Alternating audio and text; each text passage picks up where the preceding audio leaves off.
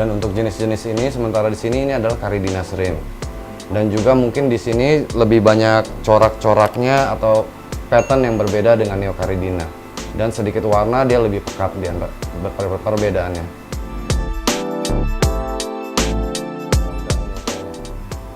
Jadi ibarat kata semua cara sudah saya coba, tapi ya tetap gagal. Akhirnya balik lagi ketika saya udah mau menyerah ini, akhirnya saya coba mikir untuk mencoba ya keep it simple yang kayak saya bilang tadi gitu.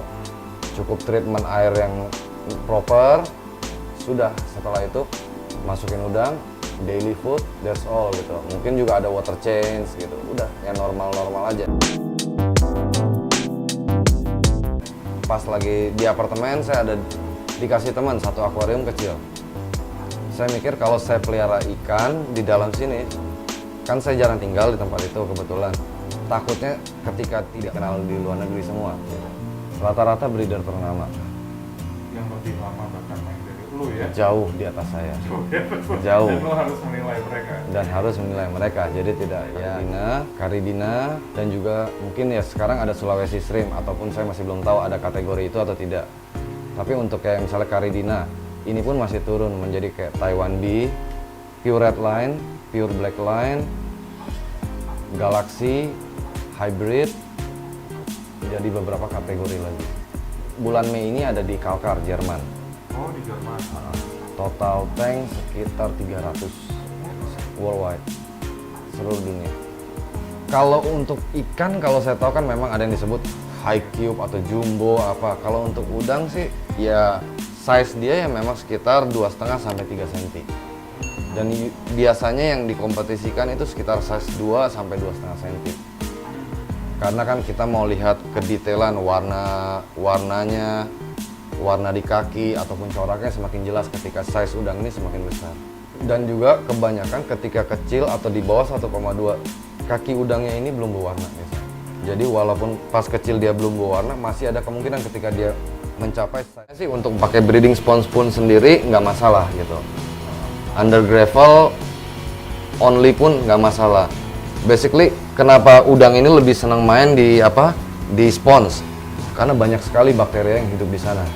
Oh, iya, karena kan kotoran keserap ke sana. Water change. Itu biasa saya lakukan water change sekitar 2 mingguan lah, 2 minggu sekali.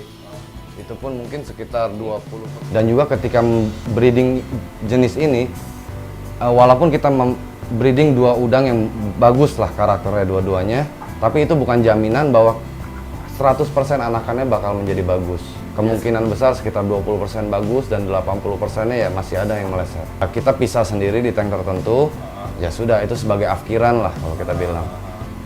Oke, kenapa nggak dijual? Ya sebenarnya genetik ini tetap turun walaupun kita sebut F1 untuk keturunan udang ini. Meskipun dia F1-nya tidak sebagus indukannya, tapi dia sudah membawa genetik dari indukannya ini. Jadi ketika F1 ini kita kawinkan masih ada chance untuk anakan yang bagus pula. Dia kepalanya modelnya lebih memanjang. Dan yang pasti perutnya dia lebih tipis. Ada juga faktor lain. Kita ada melihat dari dia kan udang ada 4 kumis ya kalau kita bilang, kumis yang tidur sama yang berdiri. Nah kebanyakan kalau yang berdirinya ini pendek, itu kemungkinan besar dia female. Ini kita sebut full spotted pinto. Ketika kecil dia memang sudah kelihatan totalnya berapa dan sampai besar pun dia fix seperti itu. Fix ya? Tapi berbeda dengan Galaxy.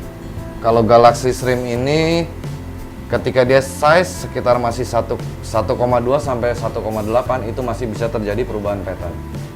Terutama di pipi dan perut ada kemungkinan masih penambahan corak. Terutama kalau kita selektif biasanya sih sekitar 1,4 cm udah kelihatan. Kan? Karena ketika varian baru muncul, price pasti meningkat. Tetapi kalau untuk udang yang sudah ada, quality dan price dan color quality itu lebih menentukan. Jadi mungkin udang yang sama tetapi dengan different quality itu different price. Species finding pasti itu jelas lebih menguntungkan, tetapi kan it takes time, butuh waktu sampai ini bisa diakuin bahwa it's a new species gitu. Kalau untuk warna balik lagi ke selektif dia orang. Mungkin kayak udang PRL itu pun yang saya tahu Asal mulanya itu dari red bee. Warna awal masih merah bening ataupun hitam bening. Nah, mungkin setelah beberapa kali dia ternak, muncullah yang putih dan merah sampai akhirnya stabil dan